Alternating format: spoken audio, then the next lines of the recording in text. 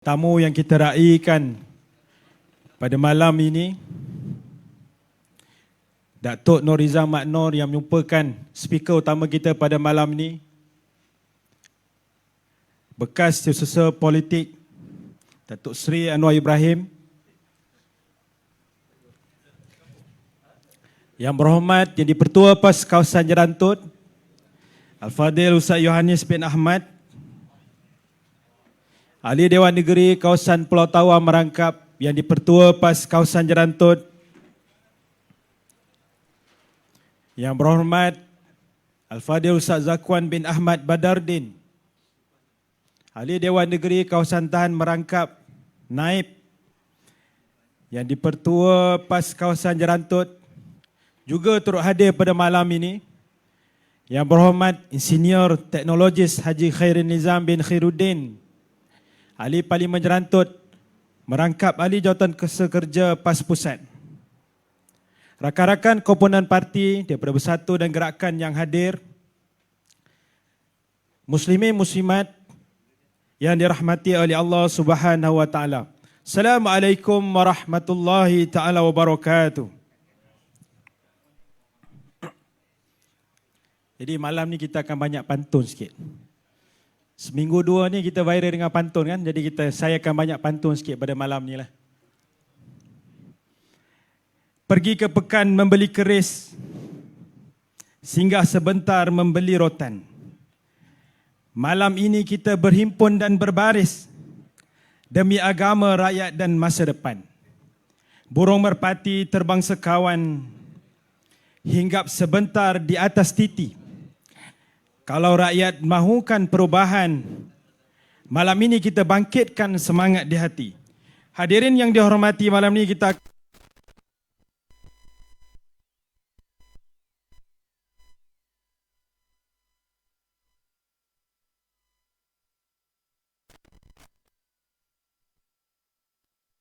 masa depan ummah. Yang di belakang rapat ke depan, yang di luar kemah mari dekat, yang ada di dalam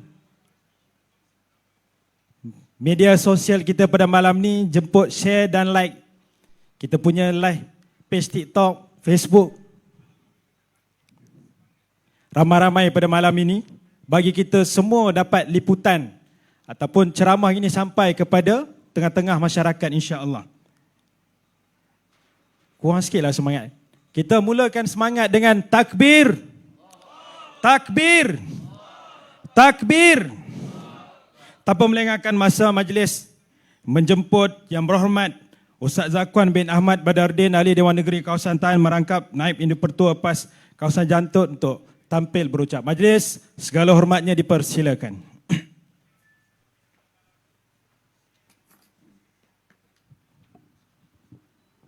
Bismillahirrahmanirrahim. Assalamualaikum warahmatullahi wabarakatuh.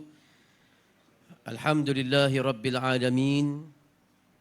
Wassalatu wassalamu ala asyrafil anbiya'i wal mursalin wa ala alihi wa ashabihi ajma'in. Rabbi shrah li sadri wa yassir li amri wahlul 'uqdatam min lisani yafqahu qawli, amma ba'd.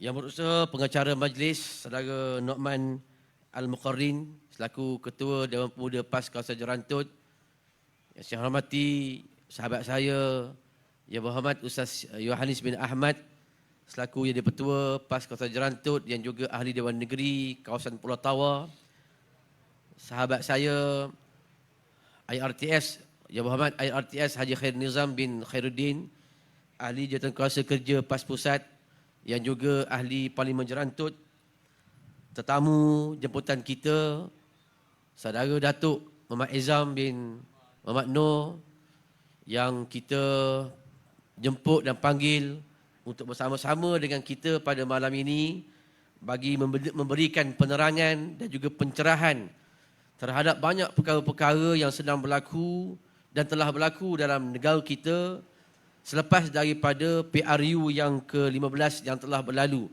beberapa tahun yang lalu. Sebenarnya kita telah lama sebenarnya tidak melaksanakan pertemuan dan perjumpaan secara umum seperti ini melalui medium ceramah isu semasa.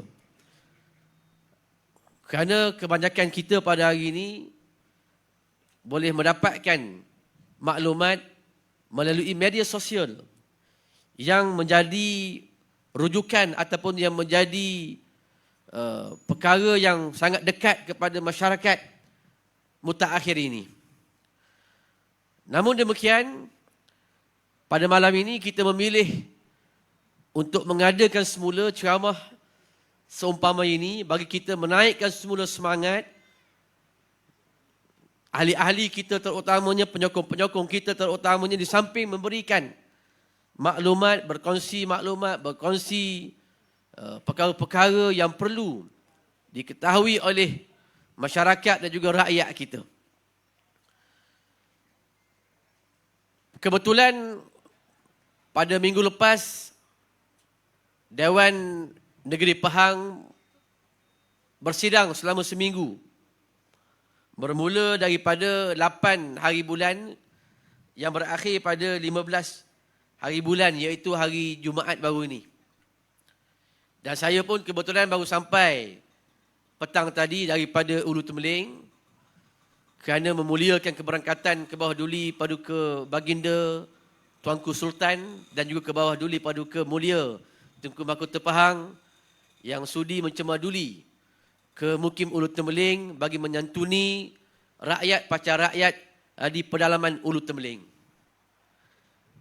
Alhamdulillah, kita bersyukur kepada Allah Subhanahu Wa Taala kerana Allah Subhanahu Wa Taala masih memberikan kepada kita kekuatan dan juga memberikan kepada kita istiqamah untuk duduk dalam jemaah ini dan untuk terus kita memberikan sokongan dan juga dokongan kepada wakil rakyat kita, terutamanya di Parlimen Jerantut ini, yang kita memegang amanah yang besar daripada rakyat, diberikan kepercayaan memenangi Parlimen dan ketiga-tiga DUN dalam Parlimen Jerantut ini.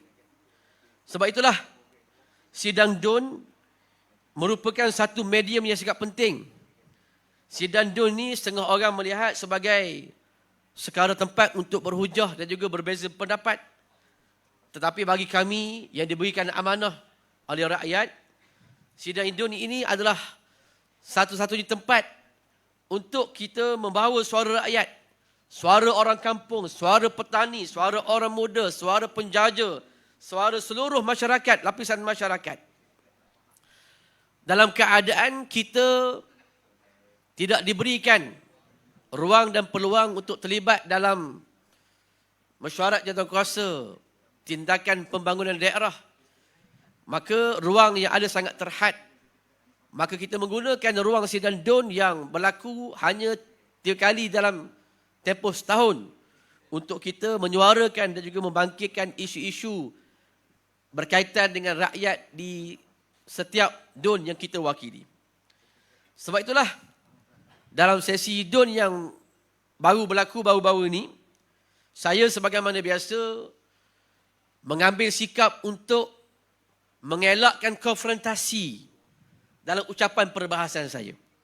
Sejak saya menang pada penggal pertama, sehinggalah saya menang pada penggal kedua, sehinggalah saya bercakap pada sidang DUN yang lepas, memang saya bukan jenis mengambil pendekatan bercakap dalam keadaan konfrontasi, dalam keadaan provoke.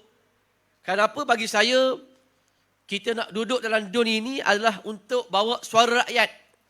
Kita diberikan masa hanya 15 minit setiap wakil rakyat untuk membahaskan titah diraja dan juga untuk sekaligus membawa isu-isu setempat rakyat yang dan juga dalam DUN yang kita wakili. Oleh kerana itu, saya mengambil sikap untuk straightforward saja. Bagi saya, sidang DUN ini bukan satu medan untuk kita menunjukkan kepetahan berbicara, kepetahan berpidato, bukan.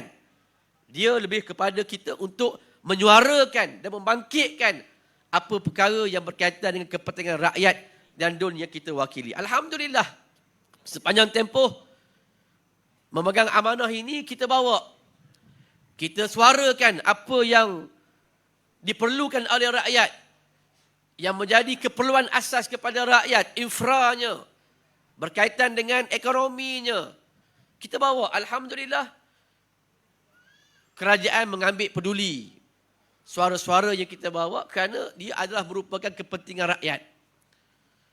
Alhamdulillah, dalam tempoh penggal kedua dalam Daun Tahan ini telah berlaku banyak perkara-perkara yang sebelum ini tak berlaku. Sebelum ini tidak diselesaikan. Alhamdulillah, pihak kerajaan negeri, kerajaan persekutuan ambil tindakan. Setiap perkara yang kita utarakan, perkara yang kita bangkitkan dalam siaran Daun, Alhamdulillah, adalah kita nampak progres. Itulah tugas kerajaan. Dan kita sebagai pembangkang, tugas kita pada waktu ini sebagai pembangkang, suarakan, bawa isu-isu rakyat, ketengahkan apa pandangan-pandangan rakyat, dan pihak kerajaan lah yang seterusnya bertindak untuk menyelesaikan dan juga menyempurnakan segala keperluan rakyat. Alhamdulillah, perkara-perkara tersebut berjalan dan sedang berjalan, khususnya dalam Parlimen Jerantut ini. Dalam Daun Tahan, Alhamdulillah, perkara yang sangat menjadi perkara yang berlarutan ataupun berulang setiap tahun, iaitu isu banjir. Contohlah, saya buat satu contoh saja, isu banjir di Sempang Paya Garuk. Alhamdulillah, kerajaan persekutuan telah beri bajet. Dan kalau tuan-tuan pergi berjalan ke Padang Pio, tuan-tuan akan tengok ada dua signboard pelaksanaan projek, insya-Allah, yang sudah bermula dan dijangka akan berakhir pada 2018. Saya dimaklumkan dalam minggu depan ni, hari Selasa Rabu ni, akan ada satu pasukan yang akan turun ke kawasan Sempang Paya Garuk untuk mereka melihat dan juga untuk mereka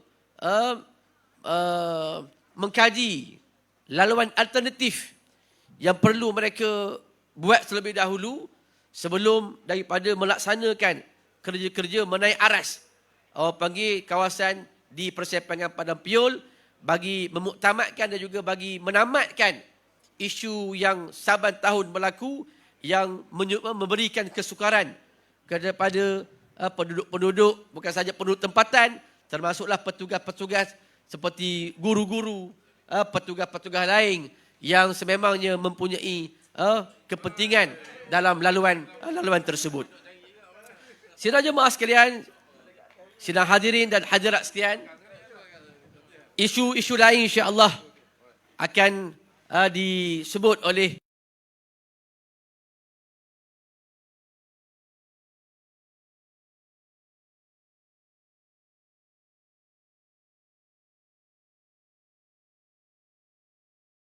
dan juga mengalukan kedatangan seluruh ahli-ahli penyokong yang hadir pada malam ini. Mudah-mudahan segala penerangan yang akan disampaikan oleh penceramah-penceramah kita ini akan merungkai segala kekeliruan kita dan juga akan menyelesaikan segala perkara yang terbuntu, yang menjadi persoalan dalam minda kita, insya-Allah. Jadi sekali lagi saya mengucapkan terima kasih banyak-banyak kepada semua petugas-petugas kita daripada Jabatan Amal, dari rakan-rakan daripada TV Makmur yang datang membuat liputan dan juga menyiarkan secara langsung kita punya ceramah pada malam ini. Dan untuk makluman, selain daripada TV Makmur yang membuat live, kita juga buat live pada malam ini melalui TikTok YB Sak Jahanis dan juga TikTok saya sendiri. Mudah-mudahan kita boleh share supaya rakan-rakan kita yang tak dapat hadir, mereka juga dapat maklumat daripada perhimpunan dan juga majlis kita pada malam ini, insya-Allah. Apa yang menjadi harapan kepada kita semua sekali ialah kita harapkan untuk PRU yang akan datang, kita terus beristiqamah, kita terus bekerja bagi memastikan kemenangan kita, bagi mempertahankan 4-0 dan seterusnya bergerak dan melangkah untuk kita memerintah dan menerajui negeri Pahang dan juga negara kita, insya-Allah taala. Boleh tuan-tuan? Insya-Allah. Sekian. Wassalamualaikum warahmatullahi wabarakatuh.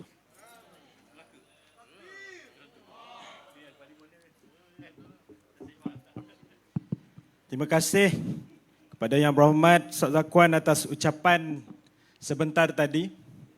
Jadi alhamdulillah beliau telah berkongsi kepada kita apa yang telah beliau suarakan dan bawakan pada sidang baru-baru ini. Jadi begitulah tuan-tuan, puan-puan sekalian, YB kita terus bekerja memenangi hati rakyat bagi memberikan hikmat yang terbaik kepada penduduk Parlimen Jerantuk secara umumnya dan penduduk Don Tahan secara khususnya. Majlis sekali lagi mengalu-alukan ketibaan Datuk Muhammad Izam Mat Noor pada malam ini.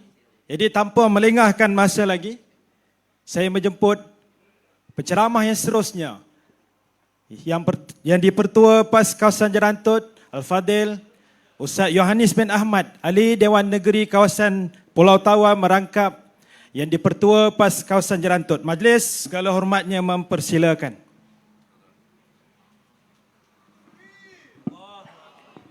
Bismillahirrahmanirrahim. Assalamualaikum warahmatullahi wabarakatuh. Alhamdulillahirabbil alamin. Wassalatu wassalamu ala asyrafil anbiya wal mursalin wa ala alihi wa sahbihi ajmain. Terima kasih pada saudara No'man Muqarrin selaku pengurusi majlis pada malam ini, yang kita hormati tetamu undangan kita yang hormat Datuk Izam bin Mat Noor, serta rombongan yang dihormati Yang Berhormat IRTS Haji Khairin Nizam Khairuddin, Ahli Parlimen Jerantut merangkap Ahli Jawatankuasa Kerja PAS Pusat, Yang Berhormat Ustaz Muhammad Zakwan bin Ahmad Bazadin selaku Naib yang dipertua PAS Kawasan Jerantut merupakan adun tahan tuan rumah kita malam ni. Seterusnya saudara Ahmad Said daripada perantau Pahang, daripada Lembah Kelang, tapi dia orang Peri, dia orang sini juga. Seterusnya kepimpinan PAS Kawasan Jerantut, tuan-tuan dan puan-puan muslimin dan muslimat yang dirahmati Allah. Pertama, alhamdulillah kita syukur pada Allah Taala kerana dapat berkumpul di perkarangan pejabat adun tahan pada malam ini, dan kita dah lama tak ceramah di sini. Alhamdulillah kita dapat bawa tokoh yang disegani. Nak booking Datuk ni tuan-tuan sebulan lebih. Kita tarikh panjang tu. Alhamdulillah dapat Datuk lapangkan masa untuk kita malam ni, dan tuan-tuan pun dah lama tak berjumpa dengan beliau. Kita dulu era awal tahun 2000 dulu, kan, kita kerap mendengar ceramah beliau dan perjuangan beliau. Masa tu kita duduk dalam Pakatan Rakyat, dan hari ini kita tampilkan beliau hadir ke Jerantut ini, khususnya di Jerantut Ferry pada malam ini, dan kita dapat ingat lagi lah bagaimana pengorbanan beliau satu masa dulu, khususnya untuk menyedarkan masyarakat tentang perlunya kita ni bijak dalam politik dan menentang mana-mana pihak yang melakukan kezaliman. Dan alhamdulillah tuan-tuan, kita juga malam ini dapat mendengar sikit sebanyak kupasan daripada Yang Berhormat tadi tentang perjalanan sidang DUN yang kami baru selesai pada minggu lepas tuan-tuan. Dan kita Jerantut, kita ada 3 Yang Berhormat yang tulen lah. Yang Berhormat yang tulen, yang menang pilihan raya. Dan ketiga-tiga Yang Berhormat kita membawa permasalahan rakyat ke sidang DUN untuk diselesaikan oleh agensi kerajaan terbabit. Kita tidak menjadikan sidang DUN tu untuk menunjukkan kehebatan kita berpidato, ataupun kita tidak menjadikan sidang DUN tu kita nak menghentam pihak lawan. Kerana sidang DUN ini kita tahu fokusnya adalah untuk menyelesaikan masalah rakyat. Dan itu yang kita bawa tuan-tuan. Tapi kami ini sabar. Orang kata kami begini-begini, kan? Kami tetap sabar dan kami terus berujar dengan baik supaya rakyat dapat tengok bagaimana kami membawa masalah mereka ke tempat yang sepatutnya. Dan alhamdulillah ada pegawai kerajaan yang berjumpa dengan Yang Berhormat, kita tanya, Yang Berhormat PAS ni buat ucapan, you all ada think tank ke, dia kata. Kita kata adalah yang mengkaji isu tu untuk kita pahalusi dan hadam semasa sidang DUN. Dia kata baguslah ucapan masing-masing, fokus kepada isu yang sepatutnya, bukan mengapu. Ini ulasan daripada orang yang bijak menilai bagaimana kami dalam sidang dewan tersebut, tuan-tuan. Baik, kita sedar bahawasanya medan untuk kita menyelesaikan masalah rakyat adalah di situ. Dan kita tak mengambil kesempatan di situ untuk menunjukkan kita ni boleh menghentam pihak lawan. Tidak. Kurang sesuai. Dan walaupun kami ni, tuan-tuan, di pelbagai pihak kami nak pergi terpaksa menolak ajakan kami, namun kami tak berputus asa mencari jalan untuk bagaimana masalah-masalah rakyat tadi boleh diselesaikan oleh pegawai kerajaan terbabit. Nak jumpa memang tak boleh lah, tuan-tuan. Pernahlah kami dapat jumpa dengan ada 2-3 agensi kerajaan yang ketika itu boleh menerima kehadiran kami. Antaranya yang kami pernah jumpa adalah dululah awal-awal kami menang dulu, antaranya adalah AADK, kemudian Jabatan Jakwa orang asli, boleh. Lepas tu lagi jumpa dengan pihak bomba dulu, boleh datang kunjung hormat. Dan alhamdulillah yang paling tidak ada masalah untuk kami datang setakat hari ini adalah PDRM, pihak polis. Bila ada masalah kami datang bincang dengan OCPD dan beliau datang meraihkan kehadiran kami. Dan dah bertukar banyak OCPD kita. Yang terbaru pun dah bersara, insyaAllah kita akan tunggu yang baru. Jadi pihak PDRM alhamdulillah mereka terbuka menerima kehadiran kami. Tetapi agensi-agensi lain takut, tuan-tuan. Kita tak tahulah sebab apa mereka tak terima, tapi hakikatnya kami tak boleh akses kepada mereka secara fizikal. Tapi kami tak putus asa, tuan-tuan. Kita di Jerantut ni, tuan-tuan, dulu kita menang 1 DUN sahaja tahun 99, Datuk Izam, era reformasi dulu. Era reformasi dulu, kita menang 1 DUN. DUN tahan ni kita menang. Kita menang 1 DUN. Dulu semasa era Semangat 46, ketika ada Semangat 46, tahun 90 kita menang di DUN Pulau Tawar, Parti Semangat 46. Tahun 90 kita menang Semangat 46, tahun 99 kita menang 1 DUN tahan, 2018 kita menang DUN tahan dan DUN damak, 2022 kita menang semua. Habis cerita, tuan-tuan. Ambil semua, sapu bersih. Alhamdulillah. Tetapi nak sampai ke tahap boleh menang semua ni, panjang ceritanya. Panjang cerita, macam-macam lah yang dilalui oleh orang lama. Kan? Tetapi pokok pangkalnya adalah kesedaran pengundi sendiri. Kesedaran masyarakat sendiri untuk menatijahkan keputusan itu dalam kertas undi. Di samping kita pimpinan PAS tidak jemu-jemu turun padang. Turun padang bertemu rakyat menyelesaikan isu yang berbangkit, dan kita memilih kalangan pimpinan kita di Jerantut ni kalangan orang muda ketika itu. Kan? Orang-orang muda mengambil alih pimpinan PAS Jerantut setelah pimpinan lama kita lompat ke parti PAN. Lompat habis, tuan-tuan. Kita lihat bekas YDP, bekas timbalan YDP, bekas naik YDP, bekas ketua pemuda, bekas ketua muslimat, lompat kepada parti PAN. Tapi tak ada masalah. Mereka tinggal, kita buat baru, kita bina baru. Alhamdulillah kita kerja keras. Kita turun padang, kuatkan cawangan. Alhamdulillah. Inilah hasilnya, tuan-tuan. Dan tugas sekarang kita ni nak mengekalkan kemenangan. Mengekalkan kemenangan 4-0 inilah yang beratnya, tuan-tuan. Bukan kerja mudah. Dalam keadaan kami ni disekat pelbagai perkara, pertukan yang tidak sepatutnya diperolehi, tetapi itu tidak menjadi penghalang untuk kita bertemu dengan rakyat. Alhamdulillah, rakyat bijak menilai perkara ini. Mereka tahu yang mana sepatutnya yang diberi pertukan dan mana yang tak sepatutnya diberi pertukan, dan mereka melihat bagaimana tindak tanduk kerajaan pada hari ini terhadap kami, ahli ADUN dan juga ahli parlimen. Yang berhormat parlimen langsung tak ada pertukan, tuan-tuan. Kosong. Tapi jumpa dia, relax senyumnya. Kalau makan dia bayar. Pasal dia ahli parlimen, Datuk. Dia bayarlah. Tapi dia langsung tak ada pertukan.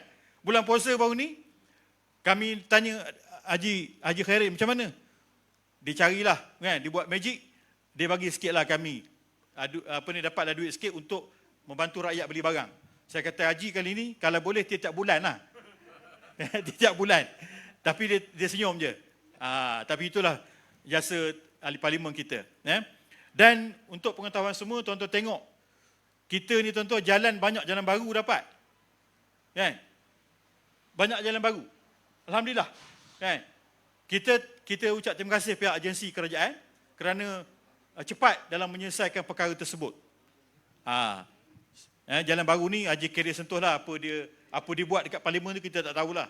Kan? Tapi alhamdulillah pokok pangkalnya rakyat dapat melihat perubahan yang sepatutnya berlaku lama dah di parlimen Jerantut ini dan orang kampung rasa gembira lah. Hasil daripada bijak politik mereka dapat apa yang mereka sepatutnya menikmati sebelum pada ini. Baik tuan-tuan, di peringkat PAS Jerantut, kita siap siaga. Jika ada sebarang pembubaran parlimen, kita bersiap untuk menyahut seruan pilihan raya umum jika berlaku. Dan kebetulan tuan-tuan, tarikh ni, Datuk Izam datang ke tempat kita, malam ni banyak PAS kawasan di Malaysia ni lancar pilihan raya. Di Pulau Pinang, saya tengok dalam TikTok tadi, lancar pilihan raya. Tapi malam ni kita tak lancar lagi lah. Dan kebetulan pula politik hari ni panas hari ni. Yang tu yang jadi kita rasa, kebetulan tarikh malam ni, kita dengarlah penceramah akan ulas. Cuma saya nak bagi tahu tuan-tuan, walaupun tarikh pilihan raya dekat jika berlaku dan sebagainya, tapi program kita tetap berjalan. Tetap berjalan dan hari bulan 10 nanti kita akan buat kahwin ramai-ramai. Kahwin ramai-ramai. Yang belum kahwin lah. Yang dah kahwin, tu PM tepi lah. Yang dah kahwin nak kahwin juga tak layak lah. Yang ni 10 hari bulan 10 ni kahwin ramai-ramai. Kita dah ada dalam 5 orang pasangan. Kita nak 9. Alhamdulillah kita akan buat di sini tuan-tuan. InsyaAllah. Tempat mana yang diberikan kita tengoklah nanti. Kalau dia tak bagi A kita buat B, tak bagi B kita buat C. Yang penting buat. Kita buat. Baik. Itu tarikh yang kita dah lock tuan-tuan. Jadi tuan-tuan carilah pasangan lagi jika promosi pada anak muda program tersebut insya-Allah. Walaupun apa yang berlaku, program kita tetap jalan, konvoi pemuda akan kita buat, ceramah kita akan mulakan selepas pada ini dan kita akan panggil lagi tokoh-tokoh yang besar yang dapat hadir ke Jerantut. Jerantut ni tuan-tuan, kita bagi dia makan ikan patin buah. Datuk patin buah malam ni. Datang lagi kita bagi yang lain pula. Kita tak boleh bagi semua, kalau bagi semua dia tak datang lah. Kita bagi satu dulu. InsyaAllah mudah-mudahan kehadiran Datuk Izam Muhammad Noor ke bumi Jerantut malam ini akan menyemarakkan lagi semangat kita di PAS Jerantut ini untuk mengekalkan kemenangan dan seterusnya kita merampas negeri Pahang daripada Barisan Nasional dan insya-Allah kita mengentah Malaysia bersama-sama Perikatan Nasional insya-Allah. Terima kasih. Sekian. Assalamualaikum warahmatullahi wabarakatuh. Waalaikumsalam warahmatullahi taala wabarakatuh. Terima kasih Yang Berhormat Ustaz Yohanes atas perkongsian yang cukup bermakna dan membakar semangat perjuangan kita. Sedikit maklumannya, pada pagi tadi Dewan Pemuda PAS kawasan Jerantut telah melaksanakan mesyuarat agung tahunan kali ke-39. Yang Berhormat Ustaz Yohanes telah merasmikan mesyuarat agung kami dengan menceritakan pelbagai ujian, pelbagai mehnah dan tribulasi. Ustaz Yohanes pernah menjadi satu ikon, idola anak muda di masa itu kerana beliau merupakan yang dipertua PAS kawasan yang termuda seawal umur 35 tahun. Jadi beri tepukan kepada beliau. Tak cukup kuat. Sekali lagi tepukan. Malam semakin panas. Semangat semakin membara. Tapi tepuk tangan ni slow sangat. Cuba tepuk sekali lagi.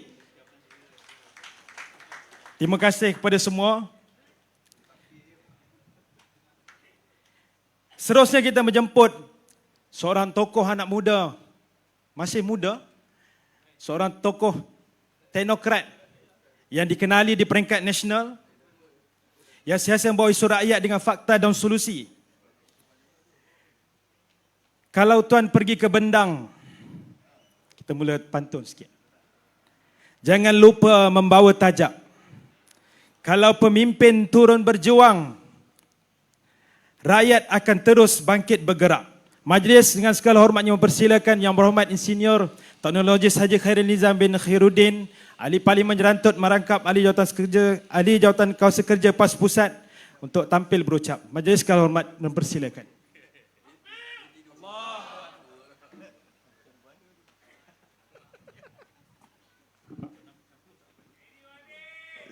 Steady, jangan bimbang.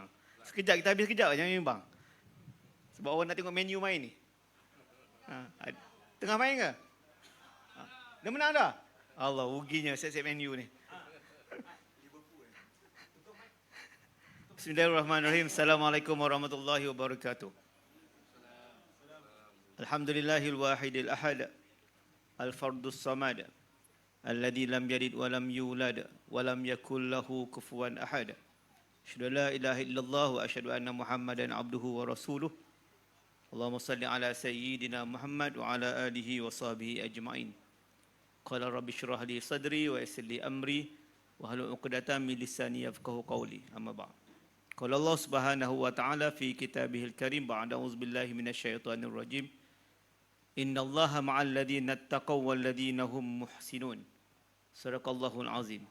Sesungguhnya Allah Ta'ala bersama dengan orang-orang yang bertakwa dan orang-orang yang berbuat kebajikan.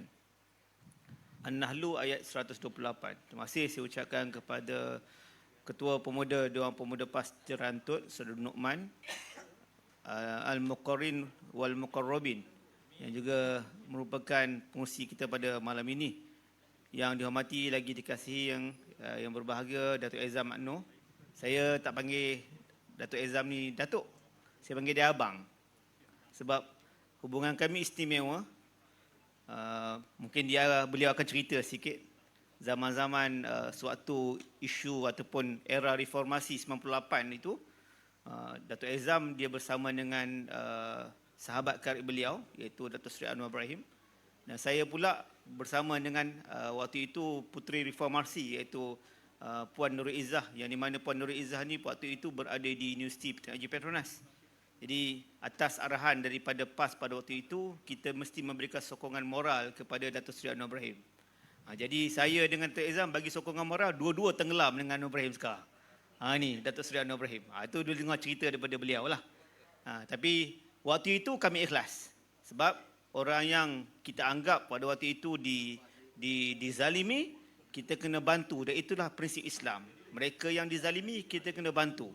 Sama ada beliau betul-betul dizalimi ataupun tidak, itu kita serahkan kepada penceramah kita selepas ini. Banyak cerita beliau yang beliau cerita tentang kaum baik beliau tu. Yang tidak lupai yang saya hormati lagi saya kasihi, yang berhormat Ustaz Yohanis Ahmad, yang di-Petua PAS Kawasan Jerantut. Sahabat saya yang Muhammad Ustaz Zakwan, juga naib yang di-Petua merangkap adun Tahan.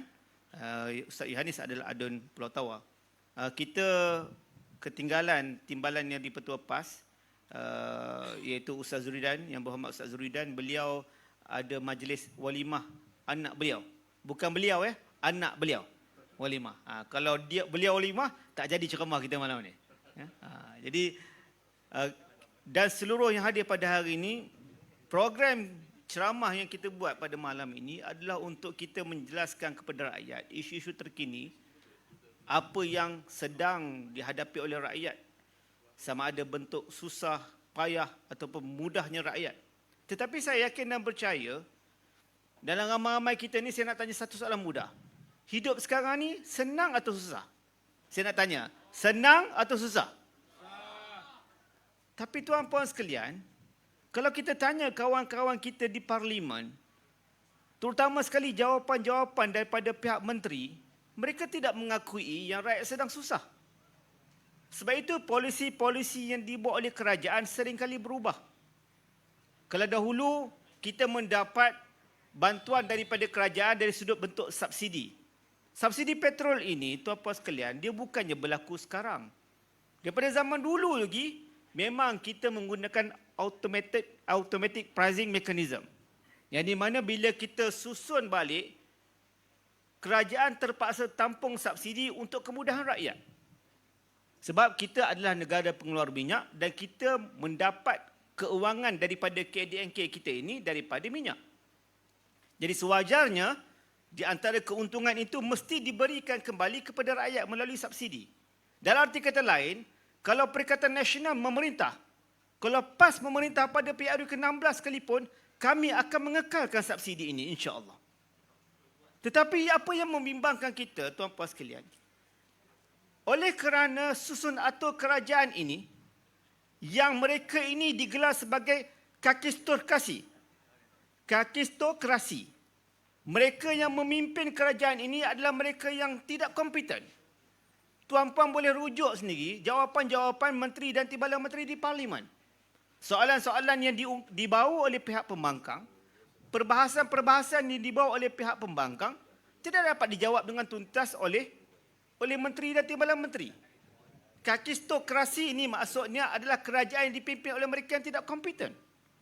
Oleh yang demikian, apabila susun atau negara itu tidak bijaksana, maka apabila kita diuji dengan ujian-ujian geopolitik, penutupan Selat Hormuz sebagai satu contoh, serangan berterusan yang sekarang ini telah pun terhenti di antara Amerika, Israel dan juga Iran. Bagaimana hubungan di antara China dengan Amerika setelah daripada lawatan Trump ke China 2-3 hari lepas. Semua ini kita tak ada daya apungan yang menyebabkan apabila berlaku suasana kritikal di geopolitik, dia akan terus memberi kesan direct kepada rakyat. Akhirnya, daripada full subsidi, sekarang ini rakyat hanya boleh diberikan 300 liter sahaja pada mulanya. Kemudian kita dimaklumkan, sebulan boleh 200 liter subsidi sahaja untuk RON 95. Dan kita dimaklumkan kemungkinan akan dibuat juga pengurangan barangkali kepada 150 dan kita nantikan perkara itu. Kita harapkan itu tidak berlaku. Tetapi tuan-puan sekalian, percayalah. Kalau dikurangkan perkara ini, maka beban kerajaan betul akan berkurang. Tetapi hakikatnya mereka menambah beban kepada rakyat. Betul atau tidak? Betul. Sebab itu tuan-puan sekalian, kita berdepan dengan kerajaan PH 2.0. Sama je dengan PH 1.0. PH 1.0. Kenapa mereka boleh menyawa 22 bulan saja? Sebab mereka memang menipu. Kerja mereka ni menipu. Dia tipu manifesto. Apa yang berlaku sekarang juga berlaku penipuan manifesto. Baru-baru ini, ada satu undang-undang untuk menghadkan kuasa Perdana Menteri. Maknanya Perdana Menteri ini boleh 2 penggal sahaja. Bila kita tanya, kita buat survei, kajian kepada anak-anak muda, mereka setuju. Dia kata, baguslah 2 penggal supaya Perdana Menteri tak panjang sangat dan boleh bagi peluang kepada mereka-mereka yang lebih kompeten untuk menggantikan Perdana Menteri yang sedia ada. Tetapi tiba-tiba Perikatan Nasional buat magic. Kita tak setuju. Anak muda memerotak, kata macam mana Perikatan Nasional? Kata nak menjadi pembangkang yang kredibel. Isu ini isu penting. Tuan-puan sekalian, kita bukan menolak 2 penggal ini. Kita beritahu, sebelum kamu setuju 2 penggal ini, kamu buat dulu manifesto kamu. Iaitu seorang Perdana Menteri tak boleh pegang jawatan Menteri Keuangan. Mudah aja. Letak jawatan sebagai Menteri Keuangan, kamu kekal sebagai Perdana Menteri, kamu gunakan ahli parlimen kamu ataupun senator yang kamu pilih untuk menjadi ahli parlimen. Senang atau susah? Senang, tuan-puan sekalian. Tapi kenapa PMX tak buat? Kenapa dia tak buat? Sebab memang kerjanya menipu. Nampak? Part menipu ni, boleh tanya abang kat belakang ni. Dia lebih tahu sejarahnya. Saya nak cerita penipuan sekarang. Sebab itu tuan-puan sekalian, kita ni ahli politik matang. Nak lawan politik berbahas, kita boleh buat. Tetapi kalau kita berlawan dengan kaki penipu, kita mungkin akan kalah. Sebab itu rakyat perlu disedarkan, kerajaan sekarang ini, kerajaan yang tidak melihat rakyat sebagai mereka yang perlu dikasihi dan perlu dikawal serta dijaga. Itu kebimbangan kita. Saya ambil contoh. Bila saya katakan kerajaan ini tidak menyantuni hati rakyat. Rakyat kita majoritinya adalah kalangan bumi putera. Kebanyakannya bumi putera Melayu. Lebih daripada 65%. Maka pastinya isu-isu yang berkait rapat dengan Bumiputera ini perlu dikawal selia dengan baik oleh kerajaan. Apa yang berlaku sehari dua ini tidak berlaku di Jerantut tetapi berlaku di Selangor. Isu peternakan babi. Ia tidak berlaku di Jerantut, saya faham. Tetapi ramai anak-anak kita di Jerantut ini yang bekerja di Kuala Lumpur, yang bekerja di Selangor. Betul atau tidak?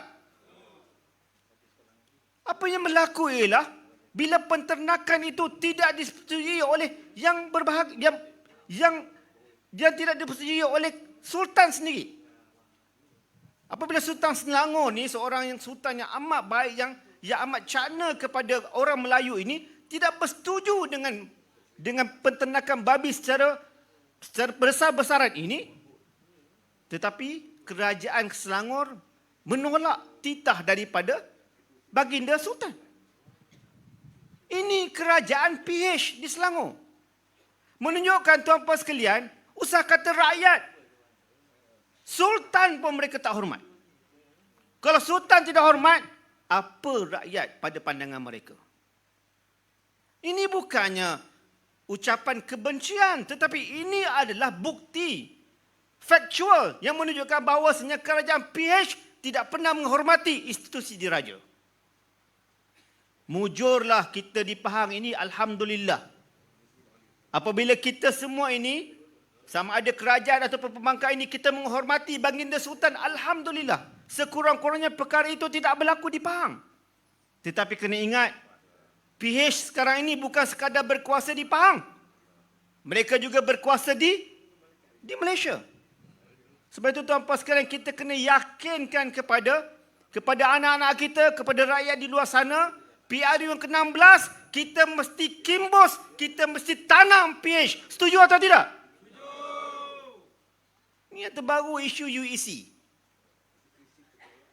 Tuan-puan sekalian, isu UEC ini isu yang panjang. Isu kritikal. Yang pentingnya, yang pastinya UEC ini bukan satu silibus daripada negara kita. Dia datang daripada Taiwan. Kawan-kawan kita daripada bangsa Tionghoa, dia memperjuangkan perkara ini. Kita pun tak faham kenapa dia perjuangkan dalam keadaan sistem pendidikan negara kita itu ada. Pada kita, kalau kamu nak kamu bangga dengan bahasa kamu, nak ajar bahasa kamu, kenapa tidak kita perkasakan sistem pendidikan kebangsaan? Ini persoalan-persoalannya. Tetapi yang paling kita marah pada malam ini, bukan kerana perjuangan UEC mereka, tetapi ada di kalangan menteri-menteri PH ini yang menyamakan jurusan UEC dengan tahfiz. Tuan-puan sekalian, anak-anak tahfiz kita kalau nak masuk universiti, ambil SPM ataupun tidak? Ambil ke tidak? Ambil. Jangan pukul rata dengan dengan UEC. Dia nak ambil apa jua subjek sekalipun, dia kena melalui SPM. Kalau dia nak ambil engineering, dia nak ambil kejuruteraan, takkan dia boleh dapat matematik E boleh masuk kejuruteraan. Dia kena dapat A. Dia kena dapat AdMed, dapat A. Maknanya, produk-produk tahfiz kita, kalau dia nak masuk dunia teknikal, dia kena berjaya dalam projek ataupun dalam subjek-subjek STEM. Sains, teknologi, engineering dengan mathematics. Apatah lagi, bahasa terasi, iaitu bahasa Malaysia dan juga bahasa Inggeris sebagai subjek sokongan. Nak memberitahu kepada kita tuan-puan sekalian, tidak ada speciality diberikan kepada anak-anak tahfiz kita. Tetapi oleh kerana Allah Ta'ala jadikan orang hafiz ni, orang hufaz ni cerdik. Dia hafal 30 juzuk. Maka dalam setahun sahaja, mereka masuk Smart SPM, ramai di kalangan mereka yang mendapat lebih daripada 6A. Ini budak-budak tahfiz. Saya tahu tuan-puan sekalian sebab saya cuba perjuangkan tahfiz di Jerantut ni. Awal, paling pertama sekali dalam manifesto saya kata apa? Manifesto saya bertanya ni, saya kata saya akan mengangkat darjat Mahat Tahfiz di Jerantut. Mungkin dari sudut infra saya tak mampu sebab saya tak ada peruntukan. Tetapi apa yang saya mampu adalah mengangkat darjat anak-anak hufaz kita. Alhamdulillah pada mulanya Allah Ta'ala permudahkan. Kita buat kerjasama dengan EdTech. Sehingga ke tahap, ke satu peringkat, kita mengumpulkan model-model mahat tahfiz di seluruh Jerantut di EdTech. Kita buat twinning program, tuan-puan sekalian. Twinning program. Anak-anak hufaz kita boleh belajar secara percuma di EdTech. Ambil sijil-sijil yang terbabit. Contoh sijil kimpalan, sijil polimer, sijil electrical. Dia boleh jadi chargeman, dia boleh jadi welder. Dia boleh kerja dengan syarikat polimer. Dalam keadaan mereka juga mendapat tauliah untuk mengajar di masjid dan surau di malam hari. Ataupun menjadi imam di masjid dan surau. Ini, kita nak wujudkan anak-anak Jerantut kita begitu. Siang jadi jurutera, malam menjadi imam. Siang jadi jurutera, malam boleh jadi tok guru untuk mengajar kitab-kitab kepada kita di masjid dan juga surau. Alhamdulillah. Bila kita dapat kerjasama dengan baik dengan EdTech ni, tuan-puan sekalian, sikit lagi nak sampai ke garisan penamat. Saya beritahu dekat EdTech, saya kata, kalau kita berjaya, jangan saya ambil nama. Kita ajak, kalau kita tak dapat Baginda Sultan, kita ajak Menteri Besar Pahang untuk merasmikan perkara ini. Pada waktu itu. Sebab kami bukan main politik, tuan-puan sekalian. Nak main politik, 5 tahun sekali. Bila kita dah menang, kita adalah ahli parlimen kepada semua rakyat Jerantut. Tak kiralah dia itu PAS ataupun UMNO. Hufaz ini adalah milik semua. Dia bukan milik parti. Tuan-puan sekalian, sikit lagi nak sampai ke garisan penamat. Tiba-tiba pengarah EdTech ditukar 24 jam. 24 jam ditukar. Senyap terus. Kes ataupun perkara yang kita nak bawa. Tiba-tiba timbul. Ada TVET dekat depan sana tu. Kat sini. Tiba-tiba ada. Zaman saya tak jadi ahli parlimen, tak ada. Tiba-tiba ada. Magic. Saya kata tak apalah. Kalau itulah dugaan kita sebagai ahli parlimen pembangkang, tak apa. Allah nampak. Sekurang-kurangnya kita dah bekerja bersungguh-sungguh. Sampai ke garisan penamat.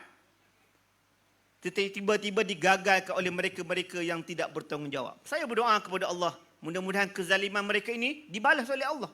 Dengan petunjuk dan hidayah kepada mereka. Supaya mereka boleh bertaubat. Dan kita harapkan mereka boleh nampak titik-titik pertemuan orang Melayu. Tuan-tuan sekalian, kalau kita orang Melayu ini bergaduh sesama sendiri, yang akan mendapat keuntungannya adalah mereka yang bukan bangsa Melayu. Kita bukan resis. Tetapi ini sebenarnya perkara yang perlu kita perjuangkan. Penyatuan Melayu. Namun penyatuan ini mesti berteraskan kepada kejujuran. Mesti berteraskan kepada integriti. Bukannya nak dominansi. Bukannya saya abang besar. Bukannya saya nak semua kursi parlimen. Kamu tanya sikit je. Tak. Kita menganggap penyatuan ummah itu memberikan kebaikan kepada orang Melayu. Khususnya.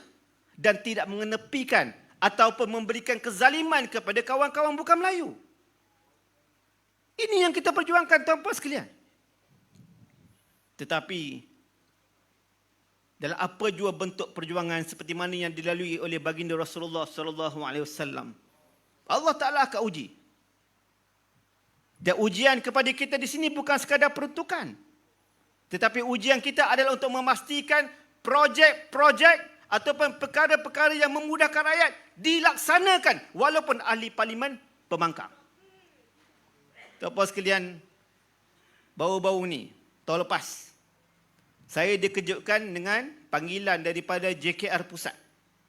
Dia kata, Wabi, kami nak buat ahli tugas di antara kerajaan pusat, JKR Pusat kepada JKR Negeri untuk jalan yang sebelum ini projek sakit. Alhamdulillah bila YB bawa dalam parlimen, bawa ke peringkat jatuh kuasa, bukan sekadar berucap dalam parlimen, kita bawa ke peringkat jatuh kuasa khas parlimen yang membincangkan tentang infrastruktur, kita panggil, kita minta laporan. Hatta saya pernah sekali sewaktu kami semua dipanggil dalam mesyuarat tindakan daerah dulu Dulu kami dibenarkan masuk dalam mesyuarat teken daerah. Saya mengarahkan pada waktu itu JKR Pusat untuk bentang projek-projek sakit ni. Dan sebelum ni tak dicana pun. Bila kita tanya majlis daerah, kenapa projek ini sakit? Kami tak tahu sebab ini adalah projek daripada pusat. Kita panggil JKR Pusat untuk datang. Bila kita dengar laporan, kita report kepada menteri dia. Kebetulan kita ada hubungan yang baik dengan menteri JKR. Kita beritahu kat Yang Berhormat Menteri, tolong bantulah di Jerantut ni. Kalau tak percaya, mari datang Jerantut kita. Dengan sakit pinggangnya. Sebab Jerantut ni besar. Kalau infrastrukturnya tidak baik, bagaimana nak kita nak membantu rakyat? Alhamdulillah, JKR Pusat call saya kata kita akan buat alih tugas, kita minta YB untuk datang. Dalam keadaan itu, tuan-tuan sekalian. Dalam keadaan kita ni pembangkang, tiba-tiba JKR Pusat panggil kita dalam majlis perasmian tersebut. Menunjukkan bahawasanya, kalau kamu cuba halang pun kuasa Allah, Allah Ta'ala boleh buat apa saja untuk kebaikan orang yang bertakwa kepadanya. Ini yang kita kena pegang, tuan-tuan sekalian. Susah macam mana pun, kita ada Allah. Kita ditekan dengan polisi-polisi yang tidak baik daripada kerajaan. Sabar. Doa kepada Allah supaya mereka diberikan hidayah. Dan kita doa kepada Allah supaya rakyat berikan petunjuk kepada mereka melalui PRU ke-16. Tukar mereka dalam PRU ke-16. Saya yakin dan percaya, kalau kita boleh memimpin kerajaan pada PRU ke-16, insya-Allah kita akan dahulukan rakyat. Betul atau tidak?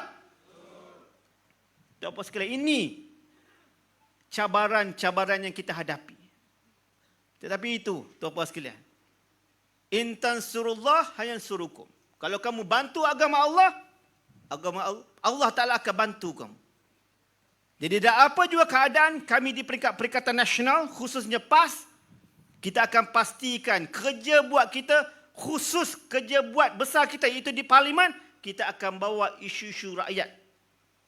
Dan Alhamdulillah, banyak projek-projek sakit di Parlimen, di Jerantut ini telah pun diselesaikan. Dan terbaru, kita dapat berita baik, Jalan Paya Garuk kita ini telah pun dimulakan projeknya. Alhamdulillah. Saya tahu, ia dimulai oleh ahli Parlimen yang lepas. Saya tak kata ia kerja saya seorang diri. Tetapi sekurang-kurangnya saya nak beritahu, walaupun saya ahli Parlimen pembangkang, projek itu, Alhamdulillah, dengan tekanan-tekanan yang kita berikan secara bijaksana, projek itu dapat dilaksanakan sekarang. Alhamdulillah. Dan saya dimaklumkan oleh juruterus daerah, waktu tuanku, baginda tuanku turun ke Ulu Tembeling, 2-3 hari lepas, saya tanya macam mana projek ini. Untuk mengetahui tuan-tuan sekalian, kami sekarang ni tidak dibenarkan masuk mesyuarat tindakan daerah dah. Dulu dibenarkan, sekarang tidak dibenarkan. Jadi kami hanya boleh mendapat maklumat melalui data-data yang agak terhad. Jadi kadang-kadang bila kita jumpa juruterus daerah dekat depan tuanku, takkan dia tak nak jawab? Betul tak? Kita pun pandai juga politik. Kan? Dia tak jawab, kita report kat tuanku. Jadi kita tanya macam mana? Dia kata Alhamdulillah, projek ni dalam proses kita mencari jalan alternatif. Sebab bila dia akan tutup, dia akan tinggikan jalan tersebut, maka kena ada jalan alternatif untuk tidak mengganggu rakan-rakan kita daripada Mukim Ulu Tembeling nak datang ke Jerantut, daripada Felda Padang Piol, Sungai Letang dan sebagainya, dari kampung-kampung Melayu sebelumnya.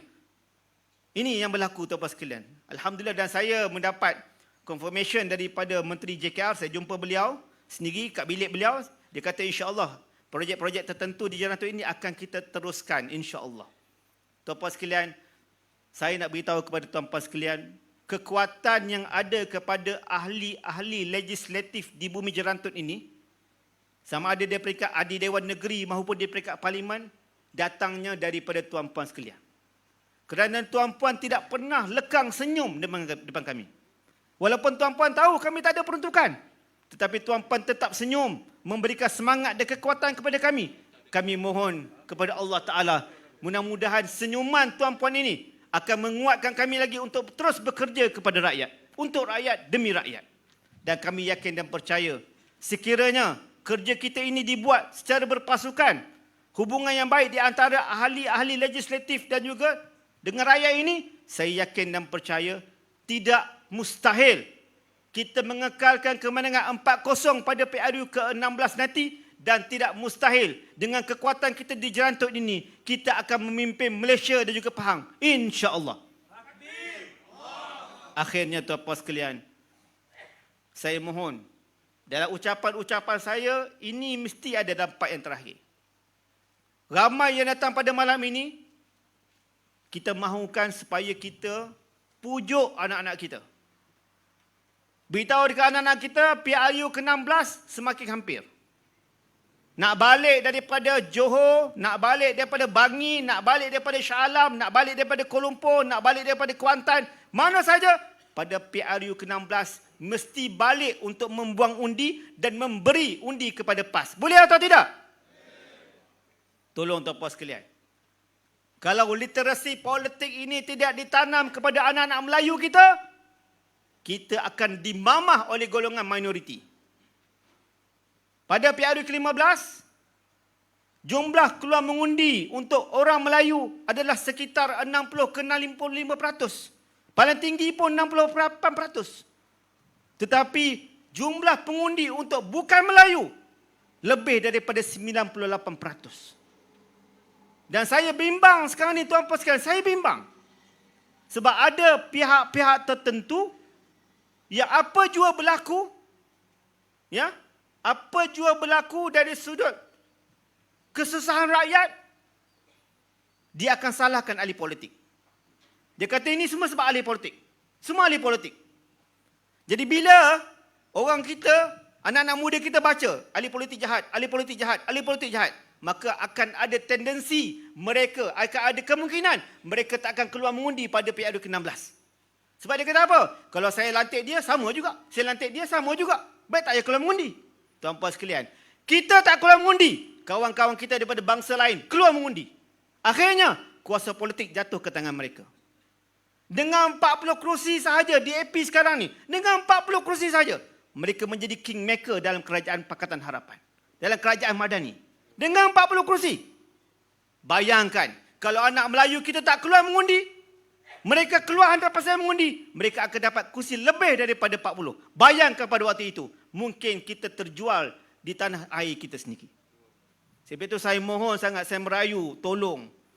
Datang ramai-ramai ini, Alhamdulillah. Tapi paling penting, kerja selepas itu, kita kena balik, beritahu dekat anak-anak kita, balik, masa mengundi, kena balik. Kalau tak ada duit, simpan daripada sekarang. Pastikan semua yang berumur 18 tahun dan ke atas mengundi dalam PRU ke-16. Boleh atau tidak? Dan kalau boleh, undilah Parti Islam Malaysia PAS. Boleh atau tidak? Aku qouli hadza wa astaghfirullah li wa lakum. Wassalamualaikum warahmatullahi wabarakatuh. Takbir. Takbir. Takbir.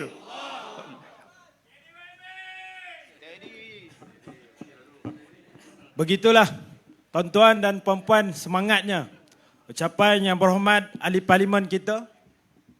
Tapi tidak cukup semangat kalau apabila tabung yang kita jalankan sebentar tadi, hanya RM1 je yang diberikan. Jadi tanpa melengahkan masa, saya menyeru kepada semua sahabat-sahabat Jabatan Amal untuk bersedia kerana kita akan lancarkan tabung derma jihad kita pada malam ini. Takbir! Tengok. InsyaAllah, bagi meneruskan pentas ceramah kita pada malam ini, sedikit makluman ataupun ulangan tentang tokoh yang kita bawakan pada malam ini.